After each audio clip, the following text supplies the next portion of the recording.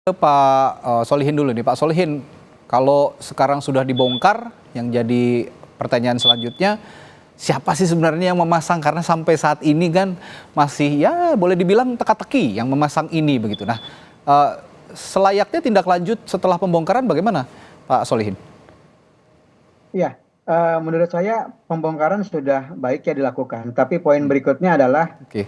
masalah tadi juga saya melihat di media, massa mulai bahwa Pak Menteri ATR BPN sudah mulai melakukan, tindakan kepada, status SHM atau HGB di dalam, sertifikat tersebut. Jadi kalau misalkan memang dicabut, itu sudah pantas memang karena di dalam poinnya PP ini yang sudah ada bahwa ketika dia menyalahi aturan, cacat hukum, maka ya tanpa harus menunggu 5 tahun, Kementerian ATR BPN sudah bisa melakukan pencabutan atau pembatalan. Jadi memang kalau masalah pembongkaran lebih kepada akses nelayan saja saya lihat di situ. Karena mereka juga tidak punya izin. Di sisi lain kita nggak tahu karena ketika Pak Ipung mau melakukan pengenaan sanksi administratif, bingung mau dikenakan kepada siapa? Ya, itu dia. Apakah kepada yang masang atau kepada pemilik modal juga nggak tahu gitu ya. Ya. Ada yang bilang itu adalah swadaya, sehingga saya melihatnya Pak Ipung akan kesulitan di dalam mengenakan sanksi administratif di sini.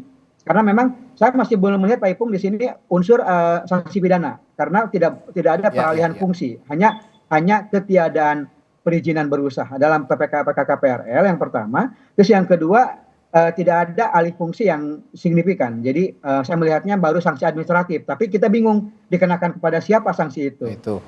Gitu. Nah, selayaknya untuk mencari jejak pemasang ini, terutama kalau dikaitkan tadi oleh kepemilikan SHGB ini juga jauh-jauh lagi lebih offside lagi lah kalau dibilang begitu. Ini kan wilayah laut tidak boleh dikuasai oleh individu ataupun perusahaan begitu. Nah, kira-kira untuk menelusurinya apa yang harus dilakukan, Pak Solihin? Menurut saya sih saya yakin bapak-bapak nelayan maupun para aparat desa di wilayah sekitar pasti tahu. Sehingga tinggal dilacak saja dari mulai nelayan, kemudian siapa yang masang, pasti kan nggak jauh dari warganya sendiri.